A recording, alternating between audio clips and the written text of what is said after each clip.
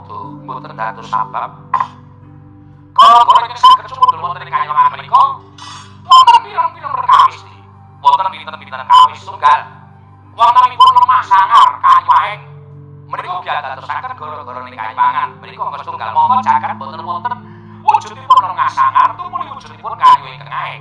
Apa kalih gara-gara menika badhe minggah wonten ing Suralaya menawi wonten satunggiling andhita tapa. Monggo samangke ugi kula nonton saking Suralaya boten wonten satunggiling pramana ingkang gentor lamanipun saengga dayanipun minggah wonten ing Kayuwangan. Mekaten Kakang. Inggih. Ing angka 3 inggih menika menawi wonten polaipun titah ingkang badhe ngembani dhateng pawaosipun para Jawata. Contonipun nalika wonten kraman Prabu Naga Pracana mati sekipun nalika semanten Prabu Naga Pracana ingkang etok badhe nyuwun widodari kang jatosipun badhe ngembani dhateng pawaos paduka menika biadadosaken gara-gara wonten ing Kayuwangan. Kakang Rada kasinggihan menika ugi boten wonten angka ing salajengipun menawi wonten satriya ingkang lereh kasatriyanipun tumuli madhep Brahmana menika ugi boten wonten. Namun nuwun sewu Di.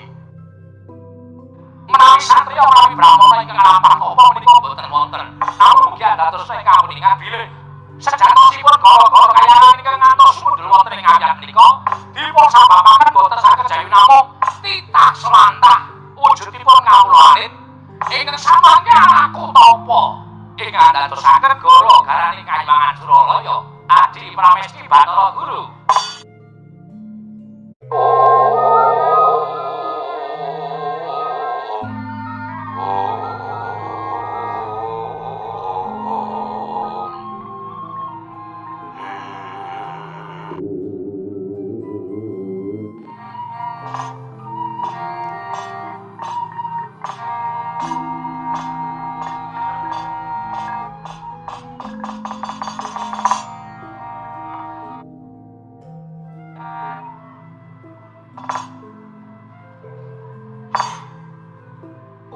Mas Nomo Sidam saring bawana langgeng.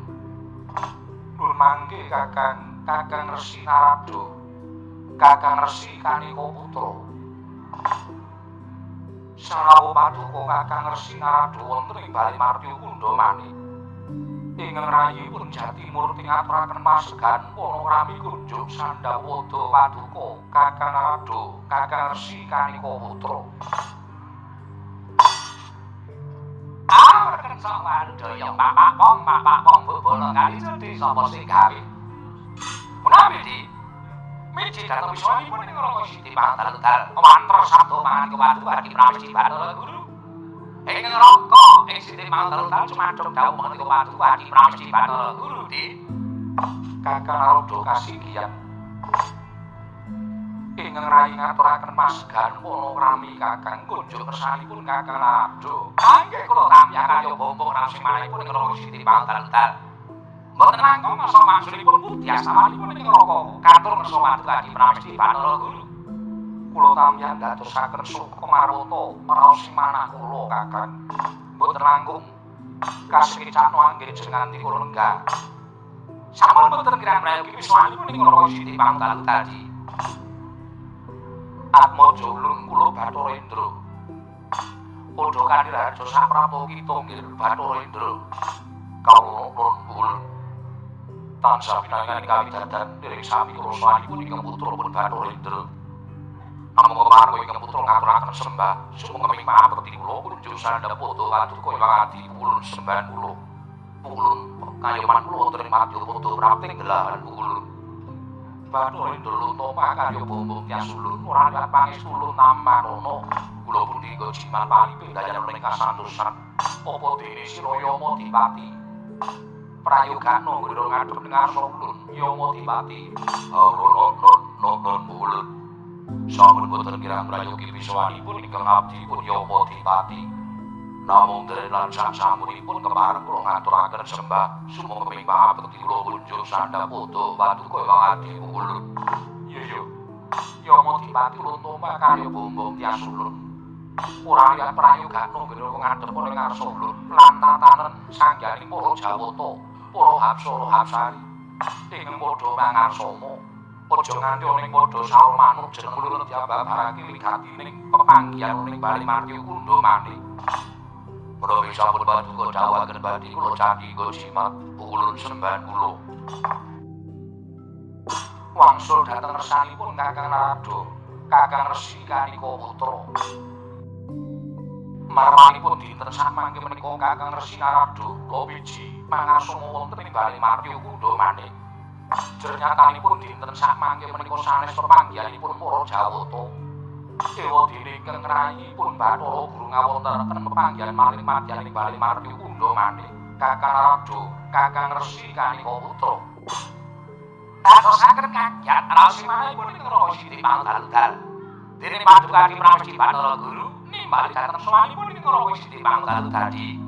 Masa mangke gathing sampun sowan wonten rasa paduka Pramesti, tumungkul kula sumadong dawuh.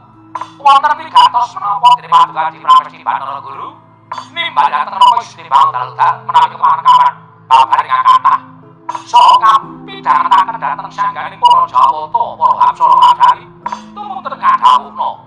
Nanging menawi badhe tumraping para kadang sentara, para dewa, para dewi, monggo kula dherekaken manjing wonten telenging Kayuwangan Suralaya pemanggihan catur netra lan ing Raka Siti Pangdal-dal.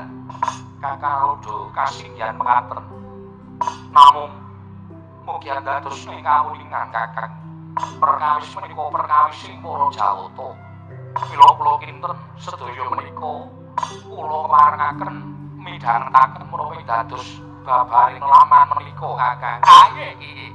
Lajeng paduka Kakang Narada ingkang senawit kayuwangan katingal tentrem ayem nanging dumadakan wonten gara-gara hawa panas ingkang sumundul wonten ing Suralaya satemah kathah para Jawata, para Apsara-apsari ingkang samya nungsang kuyang numbuk bentus pados papan pandherikan jerih kelawan gara-gara ingkang tumama wonten ing kayuwangan. Kakang Narada gara-gara iki tumandhuk wonten ing kayuwangan menika saking dayanipun menapa Kakang ingkang rayi nyuwun mriksa. Mangke piye, Dik? Tartentu kula badhe matur ngarsa paduka Pramesti Bathara Guru nanging menawi bab setunggal menika kula nuwun sewu. Pandangan paduka menika tumrapipun Raka Siti Pangdal-dal mujudaken sawijining pandangan apa kalih mujudaken sawijining panodi tumrapipun ing neraka. Liripun kados pundi Kakang maring dawuh mekaten. Paduka Pramesti Bathara Guru menika kami tuwaning kayuwangan. Panjenengan menika dewaning para dewa. Panjenengan menika ngertos dhateng mupah musing para titah sampun malaikat. Wujude titah swantah nadyan kutu-kutu warang atoga jinaring wonten ing panguwas Paduka Pramesti. Nuwun sewu nanging sabab menapa namung babagan gara-gara kemawon paduka menika dangu dhateng Raka Siti Pangdal-dal. Menika teges panjenengan menika nodi dhateng kegiatanipun ing neraka pun Bathara Narada. Kakang Narada, punapi? Nuwun sewu Kakang. Leres kula menika jejeripun nalindraning kayuwangan. Nanging dados kami tuwaning kayuwangan menika Kakang Narada.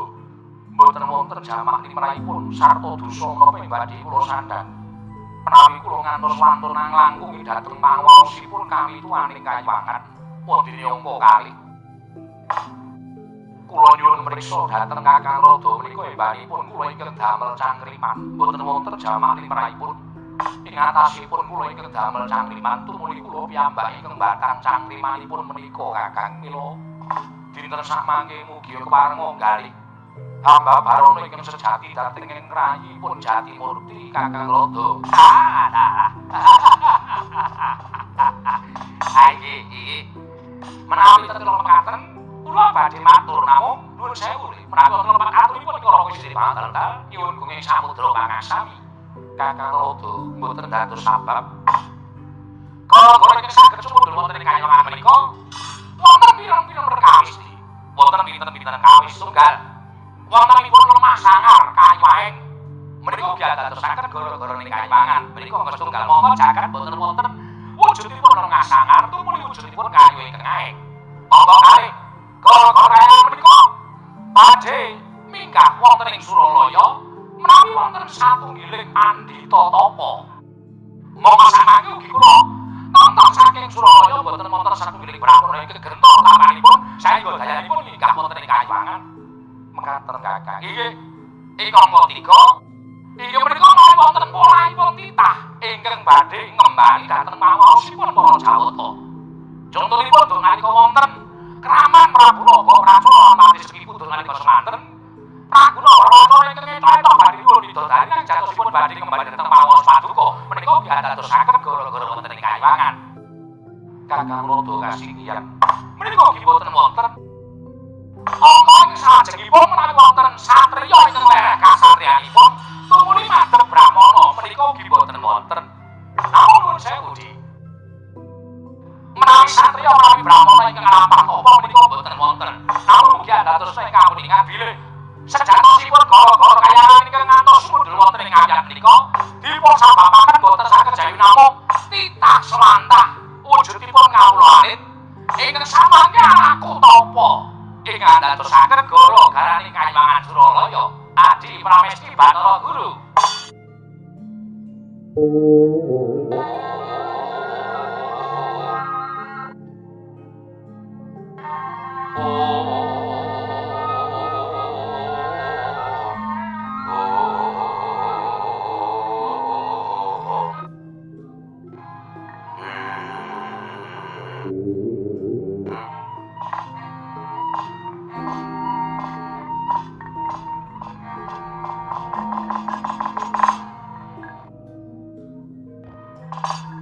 Mastu nama sidam saring bawula langgeng Kakang Rada.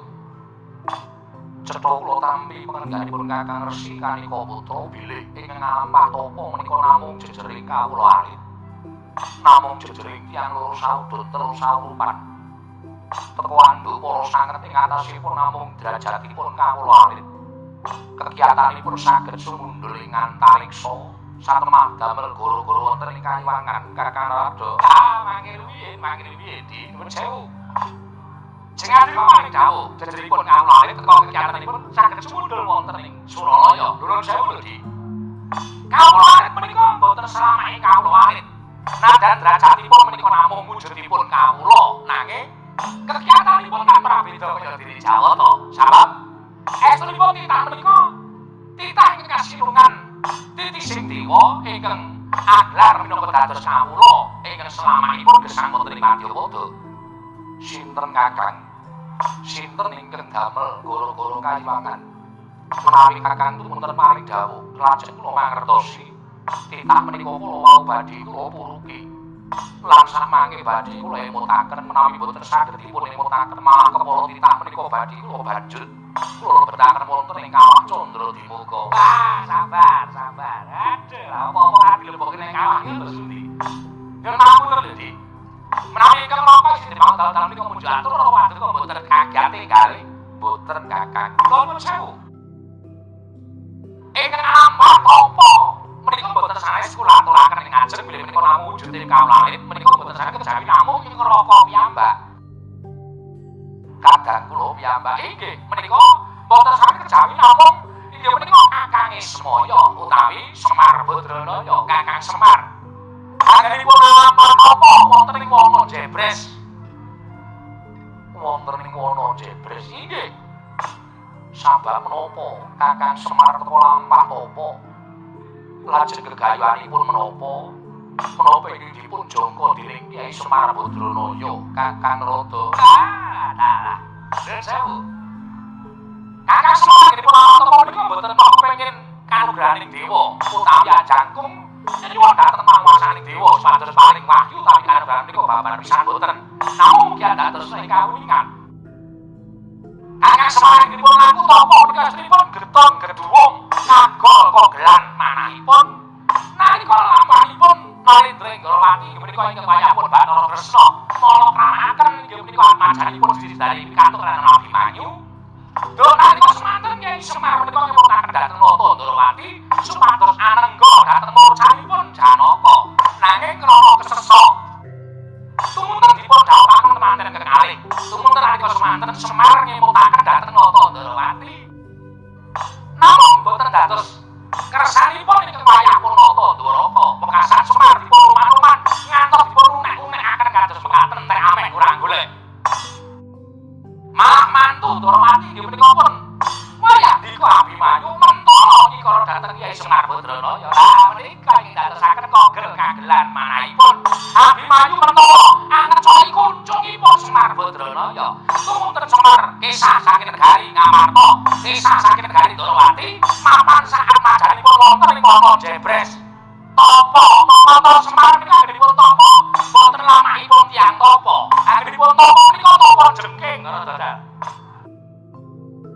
mengaten Kakang Loto inggih dados Semar anggenipun tapa menika boten gayuh satunggiling kanduran babar pisan boten namung nyuwun pengadilan tumraping para dewa dening gesangipun wonten ing Madyapada sampun lamah gesang ngados dening tiyang Papa Liman Wulandara dewa dene tasih dipun sepelekaken dhateng ingkang Dimong menika endi mengaten Kakang inggih Kakang Semar anggenipun tapa wonten ing wana Jebres kanthi ampah tapa kados mekaten matrapipun saha dipun tutaken atmajanipun tetiganipun karana kogel kagelan manahipun Kyai Semar anggenipun sampun dipun sepelekaken dening Nata Ndorowati tuwin dipun ina dening wayah ulunipun Abimanyu bekasan lampah tapa namung nuwun sewu Kakang menawi lampahipun Kyai Semar kados mekaten menika tumrap kula ingkang lepat menika sanes sinten-sinten nanging lepatipun Kyai Semar Badranaya inggih Kakang Semar Badranaya mangke rumiyin panjenengan kula dhateng Kakang Semar menika nuwun sewu lajeng dipun presani medal margi keng pundi dipun priksa nuwun sewu sampun satrepipun menawi jejering wana kawan nami duka saking Bendoro langkung-langkung badhe